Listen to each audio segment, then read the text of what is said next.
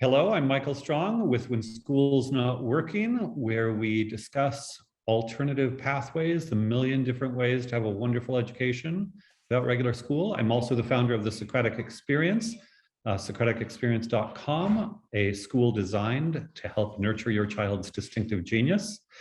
And I am here with the famous Matt Barnes, where I'll let him introduce himself and then we'll drill into what he's up to today. I think the term is infamous, Michael, the infamous Matt Barnes. Both. You can be both. Yeah, Matt Barnes. I run an organization called The Education Game, and we work with parents. Our aim is to help a parent help their child become a lifelong learner. And that means that the parent has to understand what that means. That means the parent has to understand what options are out there available to them. And they have to understand the risks associated with doing nothing. And so we work with parents, and that's all we do. And it's my passion and joy. So good to be on the show again today, Michael. Excellent. So yeah, we touched base on this, seems like 3 or 4 months now. And I imagine your world is changing a lot. So what's the snapshot version of the education game in your coaching practice? What's it looking like these days? So I'm actually pulling something up here. We'll probably do some visuals today too, Mike. We'll get really technically savvy today. But cool. Yeah, this is a learning journey for me, just like it is for a lot of parents. And, I know you're learning every day as you work with, with dozens and dozens and dozens of kids. I talk to parents with regularity who don't understand the system, who don't realize what opportunities are available to them and their kids. But I also realize that there's a huge barrier for families to actually engage in a different mode of learning. We've talked about this before, Michael, the fear element, the idea that every parent wants to do the best for their kid, but every parent fears doing something to injure their kid. And so when I talk to them and I start to describe alternatives to them, there's this risk calculus that they're thinking through, right? And most of the time they understand the risk of moving to something different, or at least they think they do, but they don't understand the risk of staying put and doing nothing differently. And so a lot of what I do is really trying to help parents understand these things, and I'm coaching them around that. And it's a slow process, but one that to me, education is not going to change until parents understand that they've got to ask for something very different than what they're getting. No, fair enough. And I'm interested in the profile. So I get a lot of parents who already crossed the fence, so to speak. They're all in with alternative ed. Although I've certainly dealt with a lot who are a little bit afraid of it, sometimes a lot afraid of it. Would you say most of your parents currently send their kids to public schools or sometimes private schools, that's the typical profile? Yep, I'm more interested in that population. I mean, I personally, my passion is for families who are middle income or even lower middle income or even low income that have no earthly clue about the dynamics that a lot of families who've already left the system are aware of. Those that leave the system will find programs like yours because they're constantly searching. Those that have no understanding of what their children are missing out on won't even ask the question, what else is out there? So that's my target. No, it makes sense. And what motivates parents to seek you out? I mean, how do you get? Yeah, there's a couple ways that they tend to show up, but it's all personal referral. It's all I talk about there's 3 types of parents that call me. The first are parents who I call them Group A, Group B, and Group C parents. Group A parents are parents like some of the folks that probably find you, Michael. They hear about me, they've read some of my writing, and they're looking for every opportunity to improve their kids. And so they call me and say, hey, give me a sense of what you would do in this situation, right? That's Group A. They're very alert, they're thoughtful, they're strategic. On the other extreme are the Group C parents. And these are the parents who really I'm aiming at, they really don't understand anything that's happening in education. And so what they will hear is, they will hear some weirdo, some bald weirdo who wears a baseball cap and hasn't shaved because I've been on the road for the last couple of weeks, that he's talking about something that seems to make sense, but they don't fully understand it. And so they will have a friend say, hey, why don't you call the Matt guy? Because there's something going on that he's talking about, and he's talking about Black boys, and he's talking about, urban issues, and he's talking about equity and the future of kids, and you really should talk to them. So that group comes in, and then everyone else in the middle, and those are parents from every income spectrum, from every demographic, who are just curious. They especially during COVID, they say, there's got to be something better than this, right? There's got to be something out there. And then again, they will read some of my writing or see a video or something, and they'll just call me. So it's kind of a mixed bag. What percentage of your clientele is Black? Probably about 30%. Oh, Yeah. wow. That's fantastic. Yeah, I mean, I don't know if it's good or bad, but it's, I met with a group a couple of weeks ago who invited me to speak to their, now these are kind of middle income families, but they asked me to speak with their Jack and Jill program, which is a African-American kind of social group for kids. And and so, they are the type of group A parents I was talking about. They're like, how do I help my kid? I'll tell you that when I talk to a lot of parents, I try to get a little sense of where they are. And then I also start to blow up their expectations of what education is. And so in this case, the families were like, how do I get my child to college? And I said, well, let's stop and let's ask a different question. Who's the child that you want to give to the world? Let's start there, because that child may or may not go to college. That child may or may not need to go to college. That child may start college at 14. But the question is, who do you want to produce? Who is that child? Not what are they going to do? What accolades are they going to achieve? And I think that's a really hard thing for some to get their head around. Yeah, I mean, it's, I'm so much on this side of the fence. I'm always, how do we get more people to get it more quickly? And that's why I celebrate, because I do think that people accept, the school system. I love the fact that you're kind of raising the bar for what it could mean.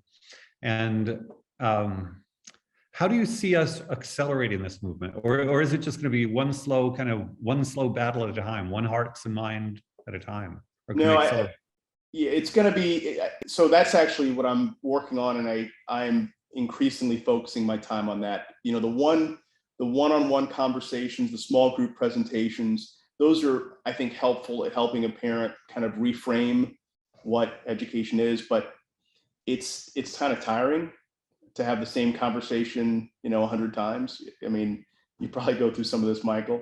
And so what I'm now doing is trying to put together a document. I call it a book, but it's not really a book. It's something different, but a document.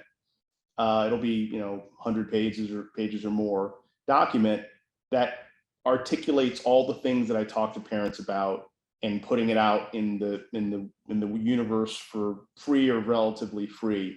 So parents who are curious can see all the things that I would talk to them about, and can see step by step about, like, all right, what's the first question that I may want to consider asking my child? And for those, spoiler alert, the first question is, what are you curious about? And then give the parent strategies and steps around, like, what do you do next? And why does this matter? And what do learning scientists say about engagement and the importance of passion and dialogue and things like that? And so the idea here is that parents can have a resource that, again, is free or close to free, that then can start them thinking about some of the things hopefully at a scale. And I'm talking to dozens and dozens of other folks who think like us, Michael, scattered around the world, that are going to co-collaborate on this book. And Michael, you're one of the people that I would like to invite to participate in that. And we'll talk about that another time potentially. But yeah, so if parents are afraid, then what they need most is someone that they can trust. And that, I think some parents will trust me, other parents will trust you, other parents will trust others, but we've got to make our voices louder. And I think the way to do that is through a collaborative process of folks who think like us, who have seen the beautiful children that can be created through a different educational model, that we start thinking more strategically and communicating with a solid voice through literature and through other resources that'll be determined and developed. So that's kind of what I've been working on. And yeah, it takes a lot of effort, but right now we got about 25 people in 7 different countries who are all signed on and ready to begin to contribute to this common document. Cool. Yeah. And I guess there are different pieces of this. There's certainly the trust piece, that's huge. There's the having another vision piece. And to some extent, I think it's crucial for people to know about real world stories, because I think most people, the only real world stories they know are loser dropouts on the one hand and college graduates who are successful on the other. Right. So what do you see the role of real world stories in this? Yeah, that's, yeah, so we know that stories are compelling. I also think that the stories need to be fairly local. So a couple years ago, I did a project. Again, you may recall, I did a lot of parent engagement work in school districts for a number of years. But one of the projects I did was with a young woman who was just an amazing young woman, came out of essentially a barrio of East Houston. And when I told her story and all the things that her mom did, by the way, that were not, her mom didn't speak English. She didn't go to college. She actually, immigrated here. I think she had a 5th grade education in Mexico. They're both undocumented. I mean, you go down the list in terms of barriers, she had them all. Yet the things that she was doing on a daily basis to support her child's learning, to ask questions, to ask her to read something to her in English, and then to translate it to her in Spanish so she could understand it. These were very basic strategies. I documented it via video, showed it back to the community, and everybody was like, oh my gosh, that's possible. And they were hitting their child saying, see, I told you we should be doing things like that. So it's more powerful when the stories are local. That's a long story, long way of saying it. And so that's part of having these people positioned around the globe. I want stories to come from a more local context, because the kid in Los Angeles that is able to achieve X, Y, or Z, maybe completely different context than the kid in, obviously in Spain or heck, even in the States, right? So getting this kind of this base of operations of folks around the country to then share these stories is really a major part of the work. And you say local, but I would assume in addition to local or complementary to local would be a similar socioeconomic and ethnic background. So people like us have done this and succeeded, kind of thing. Yeah. Now, I will say this, that part of the other aspect of this is that we've got to start connecting families together, right? So one of the big elements of the work is that your network is your power going forward. And there's a bunch of articles, and I think even a book that talks about power is becoming decentralized. Right? And you think about it, you and I are sitting in our living rooms and we're creating videos that hundreds, thousands, maybe tens of thousands of people can hear and see. That's actually quite a bit of power. That was not possible 10 years ago. Certainly wasn't possible 15 years ago. So as we talk about families of different ethnic and income strata, we actually want to start connecting them so that they can say, here, I've got a contact out in Washington, D.C., and I've got a contact in Canada, and we're talking about how do we help our kids, because fundamentally, every kid is the same. Their context is different, but every kid, let me say it differently, every kid has similar aspirations. Every kid, of course, is different, but every kid has similar aspirations, and every parent wants the same thing for every child. So how can we gather parents together as a part of this network that now is so easy because we have social media, we have online connections in ways that weren't even possible 2 years ago. That's part of the power that can come from parents getting together. I would agree. And one thing that comes up for me is I think that, and I think you will exemplify this and do exemplify this well, is kind of a non-dogmatic approach to this. Because when you're talking, I'm on an unschooling Facebook group, and if somebody is not, the purest unschool will always out, well, you're, controlling. And Right. I just picture it's mostly moms, these moms attacking each other all the time. Like, Yeah. would anyone want to join this club?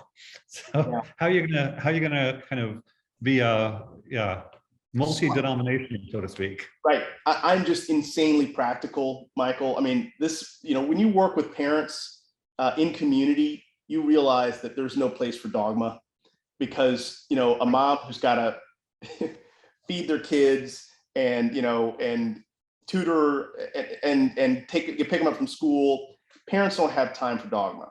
Parents have time for practical, highly practical, strategic conversation. And so just like in the world of politics, honestly, Michael, the more local you get, the less, Republican, Right. Democratic things actually make sense. And so when we talk about, like, Mom, what are you going to do tonight to help to move one step closer towards a child who is curious, who has a ton of agency and knows they have the competence to do anything, and they're autonomous, meaning that they can learn on their own. What's one thing that's going to happen tonight? That has nothing to do with the dogma that I hear about from folks who really support traditional education, and from folks who are on the other side of the spectrum that are all about unschooling. And I don't have time for that. Parents don't have time for that. So I don't engage in those conversations. Got it. What comes up for me on the other side then is, so curiosity and agency, of course, I'm all in.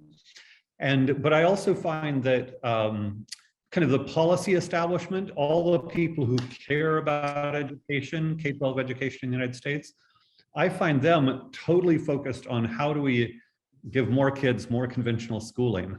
And of course, there are some people who talk about curiosity and agency, but it almost feels like a sort of a schizophrenic debate. There are the education's urgent, we need to give you more of it on the one hand, and the, oh, by the way, curiosity and agency are good.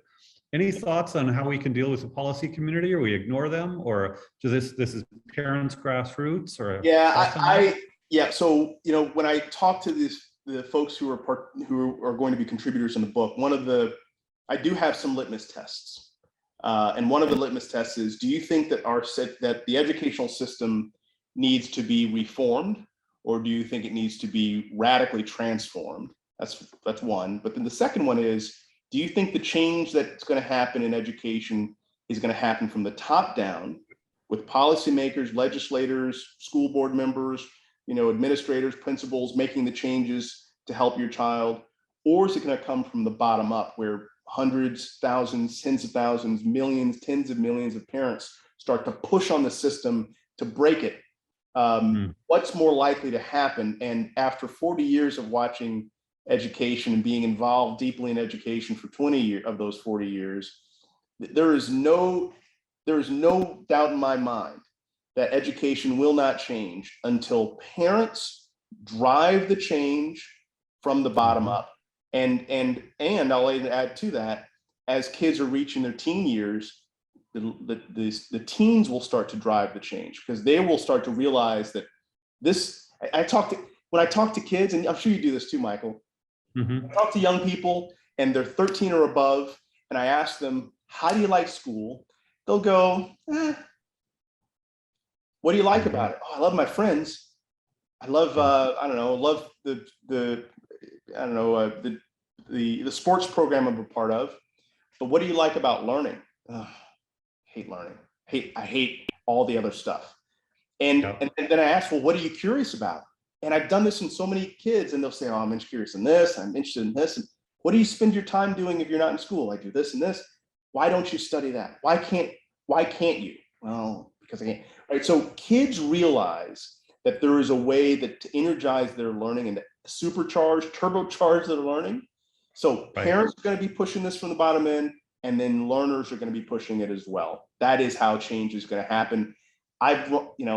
Michael, I ran for school board in the 7th largest school district in the country, and it was the most enlightening and frustrating experience I've had, because every conversation I had with an adult around the school was related to either trying to get contracts for adults, trying to preserve power for adults, trying to get employment for adults, trying to get keep the system entirely stable, all for adults. Nobody wanted to realize or talk about kids. And that just is more evidence that the change is not going to happen from the top down.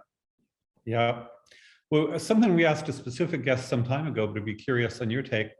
My sense is that one of the specific policy things we need to do to enable more grassroots change is reducing graduation requirements or eliminating. I'm radically eliminating. And most people would say this is a policy community. Most well-intentioned good people, what? You're lowering standards? Right. Right. How do we advocate for lowering standards, so to speak, or reducing graduation requirements in a way that sounds right? Yeah. Well, so first you have to really define what success is, and this is a big problem for, I think, our entire society. Like, so if success for a high school student is are good grades, then really it doesn't matter what they're learning. As long as they get good grades, then they are a success. And more often than not, most kids spend a ton of time in school, not learning, but getting reasonable grades. So they're successful. If we retool that and say success in those high school years is a child who's highly engaged in their learning, just that alone would shift how so much of our definitions of success actually work, because that kid who finds something they're really interested in, they're going to go so deep, they're going to learn so fast, and with the right coach like yourself, Michael, that child can then connect their interest with almost every other subject that's out there, and they'll learn it. It'll be something that'll be a part of them for lifetime, as opposed to something that's a part of them until they take the test and then they can forget it. So when we talk about standards, the standards are for a time that really is dead and gone.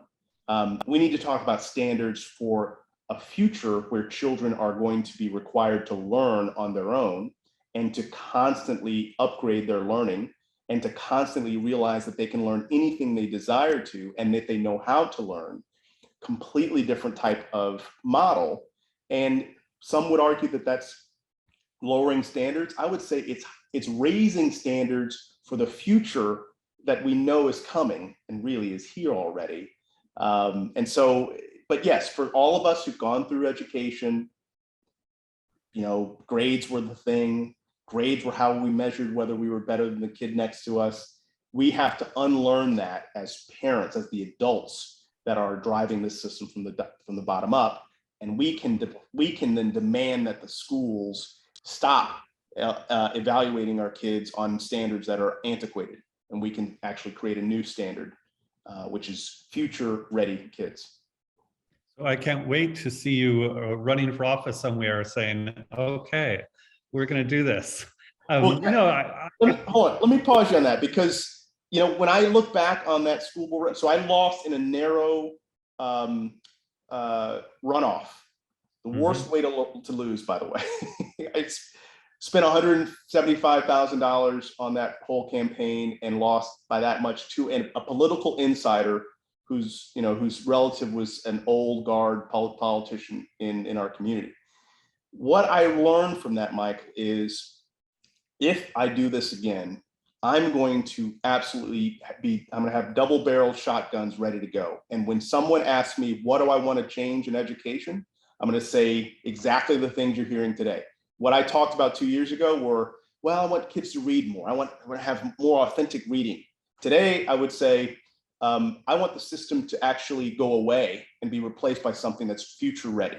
And I'm going to, if you elect me, that is what I'm going to fight for, because your kids are not ready for the 21st century. They're ready for 1985, maybe, but they're not ready for 2025. And as a result of that, I can't be a school board member and allow that to happen. So that's what I'm going to change. I would just be completely unhinged, and some would probably love that, but I would never have any regrets in not being completely honest. And that's kind of where I feel like I kind of let myself down. I get it. I guess part of it, I'm going to be cynical here. Usually I'm optimistic, but when I hear you talking for 30, 40 years, 21st century skills, critical and creative thinking, yada, yada, yada. And what you and I both know is anytime you say this is what we need to do, then they'll put it into standards, and the standards will be as dull and boring and meaningless as they were before. Sure. And that's why in some ways, I think the only answer is, I'll be provocative, reduce or eliminate standards. Yeah. Because yeah. No, I would agree with that. But again, the system has to be broken, right? It has to be ripped out by its roots. And as that system is ripped out, it's really hard to expect someone who's a part of the system to rip up the system by its roots, unless that person is communicating that that is the goal. And most parents, if you give me 5 minutes with them to talk to them about what their kids are learning and what the future is going to demand of them, they will get there. They will absolutely get there. But without having a compelling alternative, they feel stuck, and they're afraid of getting off of the conveyor belt, not having some alternative. But there's no doubt in my mind that schools, under the right leadership, could say, now the dollars that are coming to this district, parent, you can decide how you want to spend that money. Right? You can find a system that you like that's not affiliated with our institution. If you think that is the best pathway for your child, then we're going to trust you over trusting the institution itself. Right? That is a radical statement, but it absolutely would transform the system, because now you've got parents who are starting to think like consumers. What do I need for my child? What is my child really interested in? Can I find that out in the marketplace? Oh, I found Socratic experience. That's exactly what I want for my child. And now there's a governmental dollar resource to pay for that. I mean, that is what we actually need to get our kids ready, not more of an institution saying, we're going to get your child ready. Of course, I totally agree. I'm going to go back at it a different way. Earlier, I thought of this as Matt Barnes' books. Now you're talking about it as a collaborative project. Can you say more about the book? And what is, you say you do have some litmus tests. Tell us about the book project. Yeah, so some of the litmus tests are on the spectrum of educational reformers or educational transformational folk. There are those that say that we just need, more money in the system, or we need, better teachers, or we need a new program or two, right? And then on the other extreme, you have people that say that that the system needs to be uprooted from the roots, and that's kind of where I am. I'm definitely on this side of the spectrum, and so I know that there are a lot of people who are not as far on that end of the spectrum as I am, but I don't want people who are saying that we need more of the same.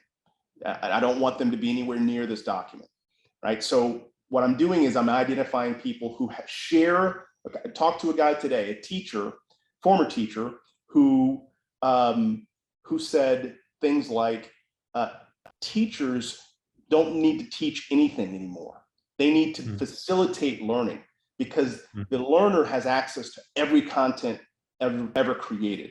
Now, but the learner does need help in facilitation. I mean, I think that's some of what you do, Michael. And so that is a teacher saying that person means that they're somewhere near where I am. So I am now curating folks who have those perspectives, people who have a ton of experience in the tech world, who say not tech as a solution, but tech is just a tool. How do you now manage that tool, right? Most of the tech companies talk about tech as a solution. We talk about tech as just technology is purely a tool that you can either use for good or for evil. You can know how to use it. You may not know how to use it, right? But we have people who have a really strong opinion about that and who've done it with their own kids. In fact, we interviewed one on the show a few weeks ago who has a very interesting approach to how she helped her child understand how to respectfully and responsibly use technology. We have people who are old-time policy folks who can talk about how the system was built not with kids in mind, and the system currently does not produce the type of learner that the 21st century is going to require, right? So there's just a whole bunch of folks who are adding their perspectives to a common document. People who have so much credibility and so much expertise, I couldn't possibly write a book and have that type of expertise. But I'm finding people out there, again, like you and so many others, who are hungry to work together to amplify our collective voice and to give parents a bit of a playbook. So that's kind of the aim of it. And I've got there's a book right here that I'm using as a bit of a template from a guy who created a book similarly 10 years ago in a different industry, in a different context. But so that makes sense. And I also want you to be this public spokesperson. So because people need somebody to focus on. So would you say your voice, I mean, there's one way to be a collaborator where you're one of just a multitude of voices. There's another where, you write kind of key pieces and this is the direction and this is where we're going, folks. To what, and part of the problem with collaborative, sometimes, groups of people are turned to mush. Sure. And I'm sure you know what I mean. I do. So how do you balance kind of the, yes, great to have lots of people with lots of knowledge with, this is what we're doing, folks. This is what we need to do. Yeah, I'm definitely on the latter part of that spectrum. It's got to be a bias for action. I have a structure that I'm already building out. I'm making some tweaks to it. And I'm really saying, I need you, if you're interested and you're interested in playing a role in this space, in this kind of defined way, then I welcome you in. And, I will of course be, an editor on that process. But yes, this is something that I am driving, and it's not going to turn into like every voice, gets equal weight kind of thing. But I am looking for folks who can be a voice for parents in other parts of the globe. I don't think it's healthy for me to be just the only voice. I don't think it's actually healthy. And because frankly, we're trying to start a movement. That's actually what this is all about. Starting a movement of parents who start asking different questions, right? Parents who start talking to other parents and saying, wow, you're doing that? Huh, how did you do that? I wonder if we could do that. Yes, you can do, right? That is a movement, and we need a movement to unseat how education works. And everything that we talk about here in the States, Michael, it's exactly the same in Europe and in Asia and Australia and parts of Africa and Latin America. Everybody has the same model of education, and it's all dead. It's all 19th century kind of stuff. And parents now are starting to get wind that there's a completely different model. We need a movement of parents who are actually doing that and who feel empowered, supported in order to make that kind of change. Totally agreed. I think visually, and so the book is wonderful. Where's the there? Is this like a Facebook group? Is this a website? Is there a YouTube channel? I don't know. Do you know where home is going to be for this community? Not yet. I will tell you that book is not the right language. It's going to be a soft copy, and it will have dozens and dozens of links. That's part of the other kind of expectation of the contributors, that they create content that's supplementary to the book. So when a parent reads something that's somewhat narrowly and simply described, they can now go and learn more about it through a video or a series of workshops or other podcasts and things like that can unearth more of the information for them if they choose to go that direction. So book, it's not exactly a book. I'm not sure the right language for it. It's a variety of resources with the book as the entry point. But it'll have a home somewhere on the internet, presumably, so people can access it. Yes. So the way I'm thinking about it, there'll be a point that they can come to then access a variety of different resources. But that point essentially is going to be the book, or whatever language we use to describe that document. So yes, and at this point I don't know what that's going to be, but more to come on that. Be too ambitious, but it almost sounds like a wiki. But I've tried to set up several wikis and devoted to themes, and you need a lot of content producers to make it work. That's probably more than I'm able to think about. But if I'm really thinking about this as bias for action, producing something that then, oh, here's the other thing, Michael. As we are producing the content, we're going to be sending it out. We're not waiting until this is a done deal. We're going to be sending it out on all channels over long, weeks and months. And we're going to invite comment and feedback. And if we hear from parents saying, I like this, but I don't understand this, that tells us we need to bone up on a certain area. So we're trying to break the rules about how a book is prepared. It's not one author. It's probably going to be hundreds, or at least 100 authors when we're done with the thing. It's not going to be something that we sit in a room and we write it and then we put it out in the world. We're actually going to be putting it out in stages over the course of months. So it's a different. We're probably going to make it free or close to free. So yeah, we're in the movement business right now. All right, I'm all in. I asked Alex to let me have screen sharing because this is, you've seen this graphic, but have you seen this? I think you have. I have. Yeah. I mean, for me, and this was 2016. I expect it was similar 10 years earlier. If anything, it's probably a little bit worse. When and this is, I've spent time in hundreds of public school classrooms across the US. And that's what I see is basically 2/3 of the kids tuned out. Let's set this up though real quick, Michael, because a lot of people don't really understand what engagement means. And engagement, there's actually a way to define it.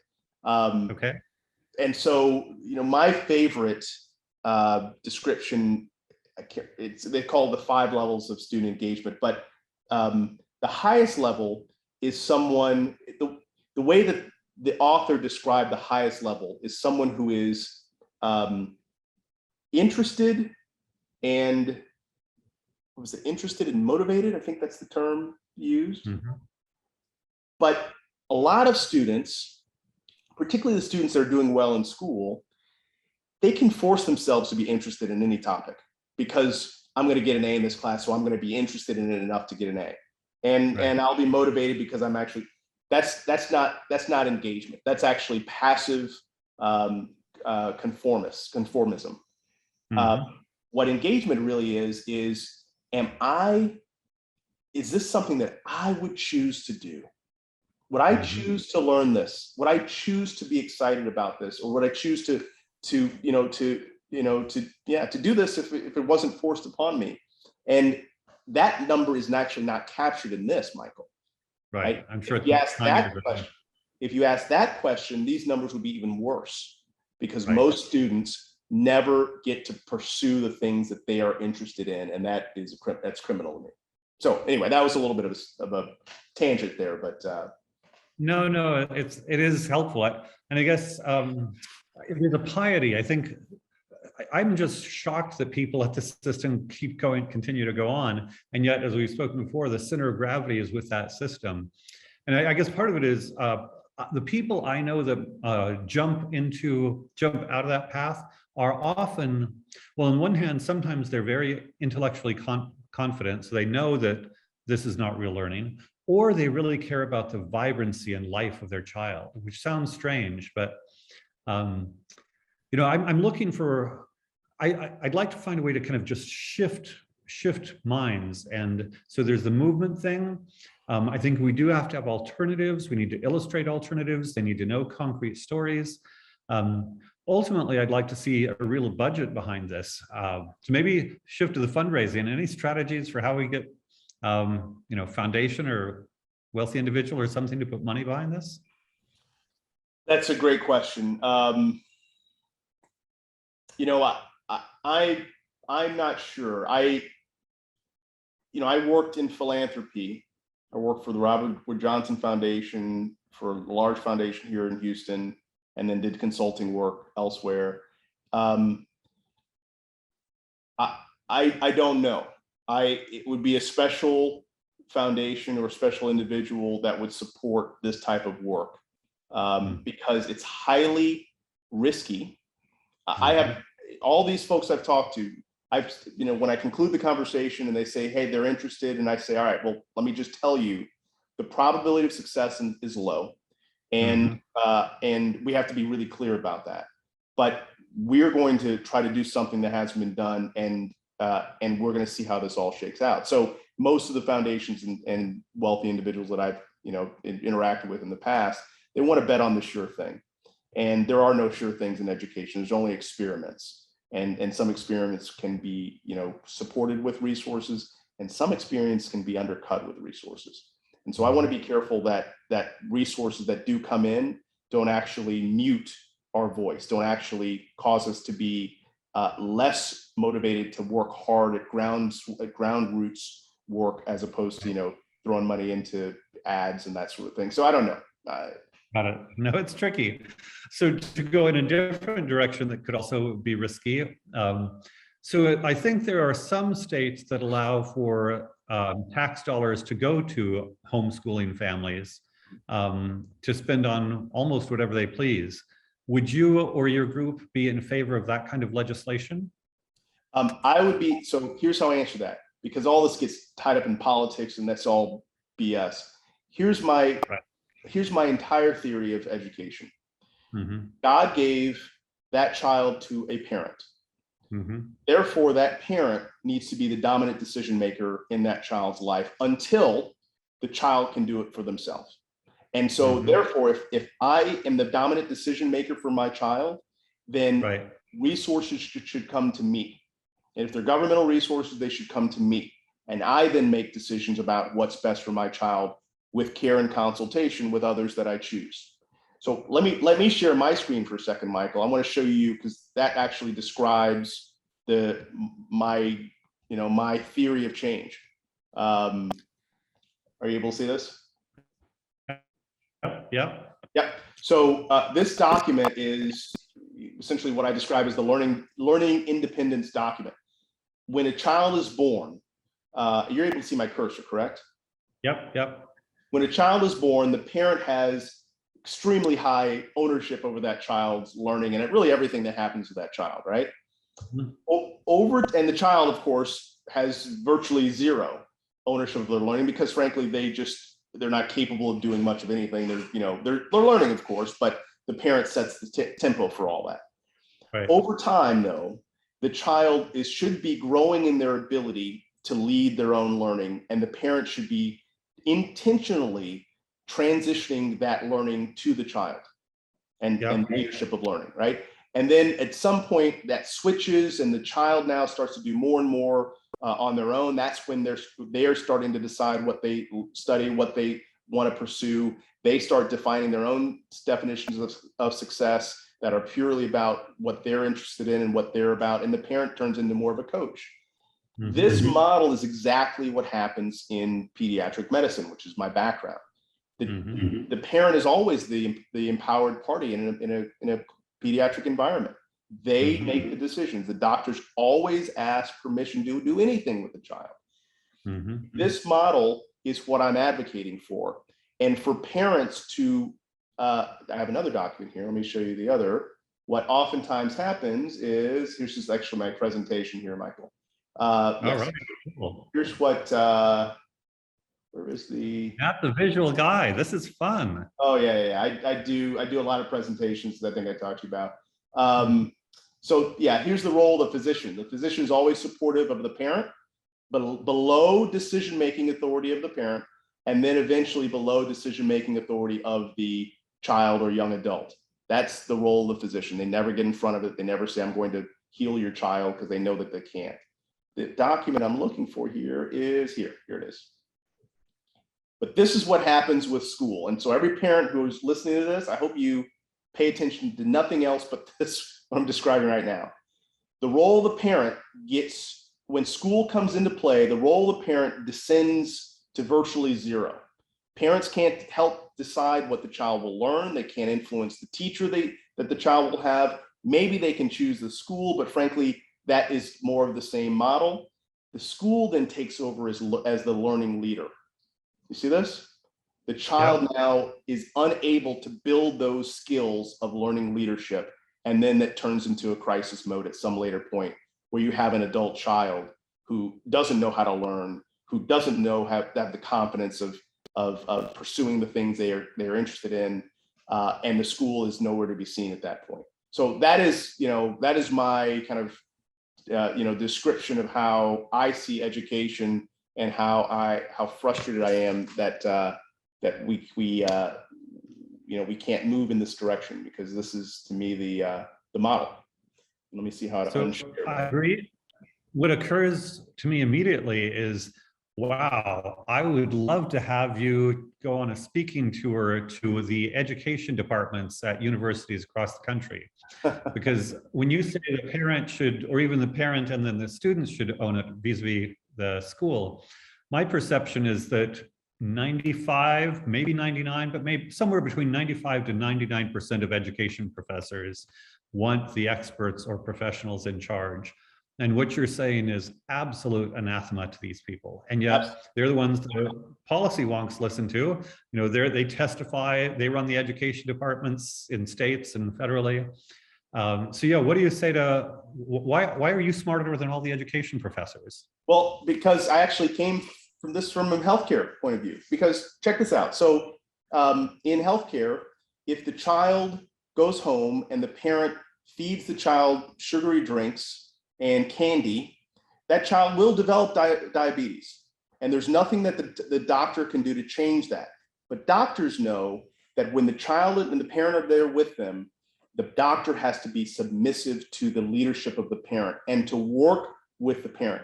Parent, how can I help you? Are there supports that we can maybe bring alongside of you, parent? Because again, the doctor knows us. In an educational model, there's a hubris that has caused educators to think that they can actually save kids. And in some cases it happens, but the vast majority of circumstances, the child grows up, goes through educational system, and who has to deal with the train wreck that is a child who goes through the educational system and doesn't know how to learn? Who has to deal with it? The child and the parent. There is no teacher, no educational institution that is going to come back to that parent when the child is age 25 and doesn't know how to learn and say, okay, now I'm going to help you some more. They're done.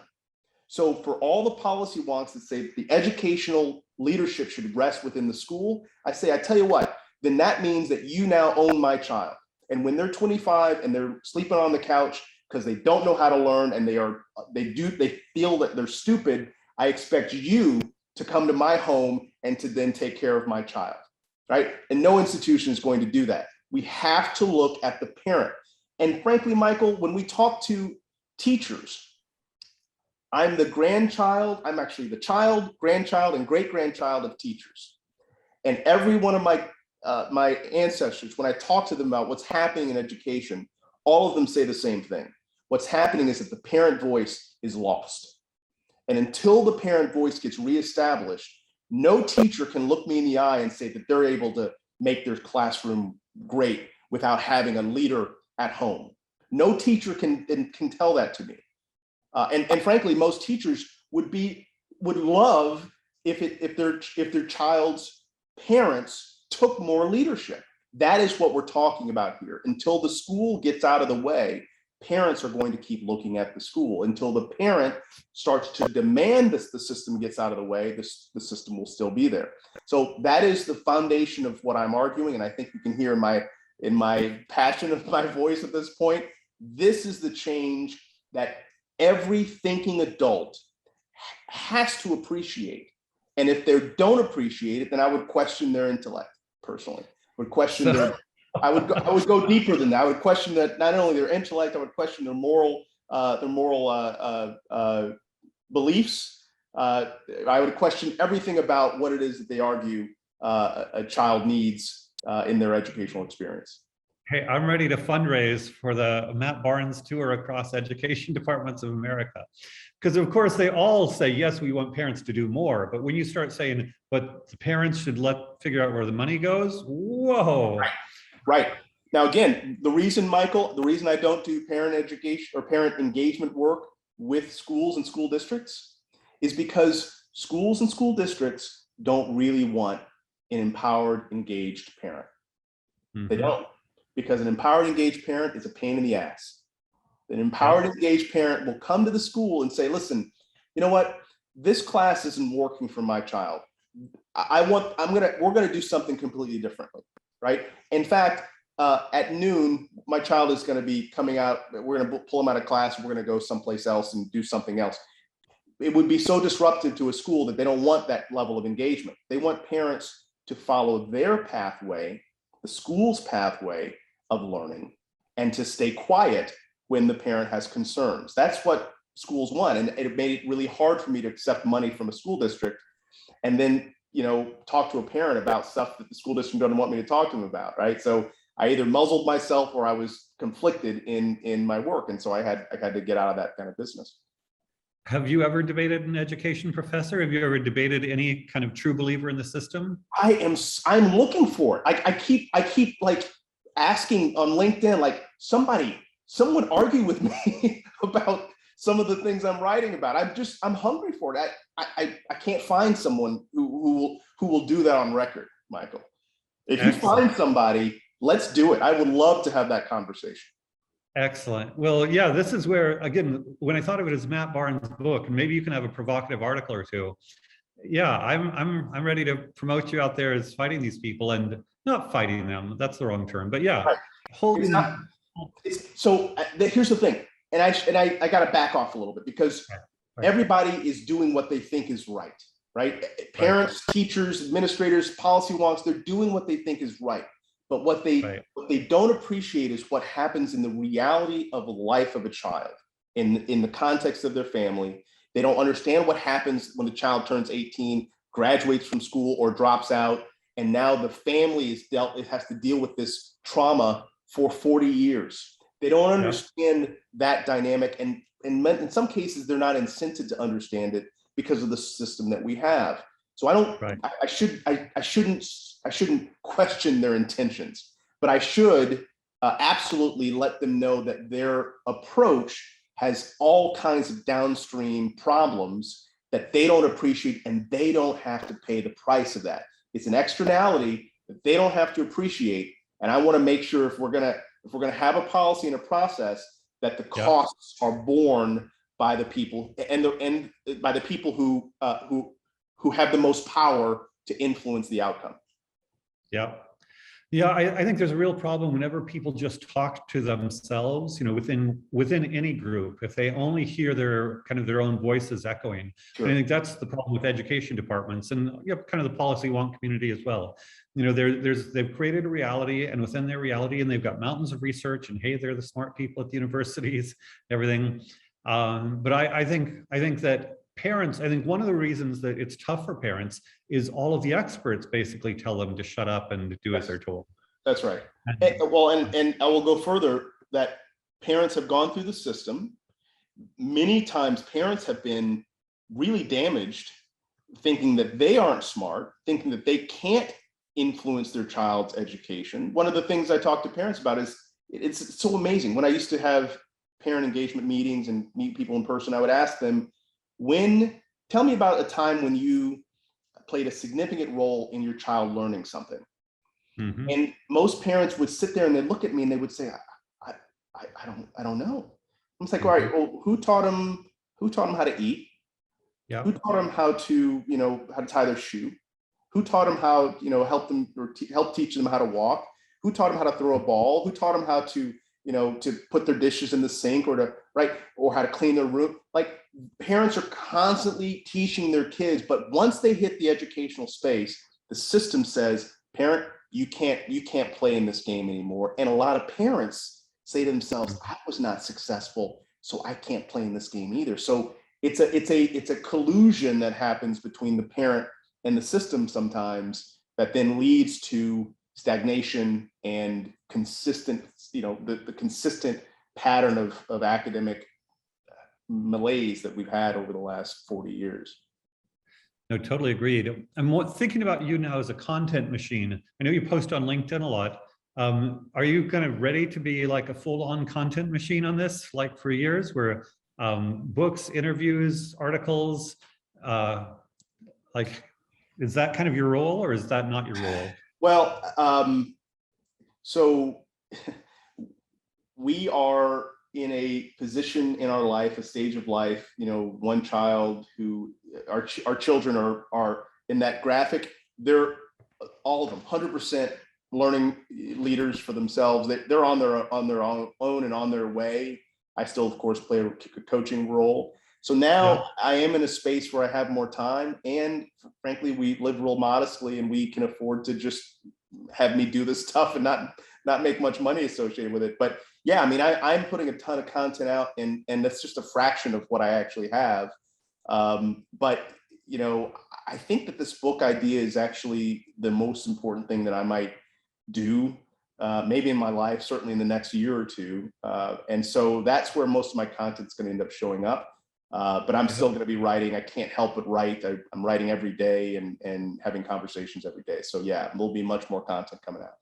Got it. Do you like doing the just like hold your phone and videotape yourself talking for a minute or two, or is that not your style? You know, I've done it a couple times. I know that's kind of the model now. And I gotta get into it, I guess. So yeah, maybe I will have to do more of that. Maybe. Just because I think of these as young people things. Does Olivia coach you at all on content? No, really. She's writing a book. I don't know if you knew that part, but she's putting her own content out there, and she's too busy to coach me on much of anything at this point. There we go. And she's 17, so she's busy with a life of her own. It seems a little bit artificial to ask you what you would make in education. But yeah, any closing thoughts on how, actually let's do an ask. Who knows who's watching this? What's your request of parents or non-parents, human beings who are inspired by this? What should they do in order to help make this movement accelerate? Okay. Two things. One, to connect with me on LinkedIn, Matthew C. Barnes on LinkedIn. And the second is to go to my website, The Education Game, and to schedule a one-on-one conversation with me. I talk to anyone who want to engage and have a conversation about education. You know, sometimes there are people who just are curious, right? Grandparents and things like that. So if you want to talk more, I am available. This is a movement, and as a movement, I am not trying to be the center of it. I'm trying to find as many people who believe what I believe, who can now help to make this movement accelerate. So yes, connect with me on LinkedIn, go to my website at theeducationgame.com and schedule a one-on-one conversation, and would love to talk to you more. Excellent. Okay, well, if I wasn't so busy, I would spend even more time accelerating you, but no, I think this is really important. No, it's great. And yeah, I think we need to get a lot of momentum behind this. And you know, you've seen all the guests we have on our shows. You know, in some ways, Dr. Chris Unger is trying to get a community, and Kath is trying to get a community, and there are a lot of people trying to get communities. And there's the unschooling community and the Montessori community and yada, yada, yada. And yet I feel as if none of them have kind of critical mass or momentum. It all feels like there's this massive, huge, like this brick edifice, this skyscraper, and we're down at the bottom, you know, playing around with tiny. Well, you know, there's a great book that I just read for the second time called Cascades, written by a guy named Greg Sattel, who's going to actually help in this whole process of the book and all the things I'm describing. The book is about how to form and support a movement, and the ideas that are in that book are different. They're non-standard, and I think there's some opportunity to approach this differently than I think what most have done in the past. And we'll see, right? This is an iterative process, and we won't know that we've been successful until 6 months or a year or 2 years after we did something and the tide broke and the tipping point was reached. What's the author of the book Cascade? Greg Sattel, Satell, Sattel. Great book for anybody interested in building a movement. And if you want to know what I'm thinking about, read that book, and that'll help you to understand what I'm aiming to do. That the book I'm writing is a part of a larger activity. All right. Well, so cool. Thank you, Matt Barnes. Always good talking to you, Michael. Thanks for your leadership and for helping for your teaching me too. I learned from every conversation I've had, and I appreciate your education as well, buddy. Well, thank you. May we make great progress for the sake of the kids. Amen. Take off. Good night. Take care.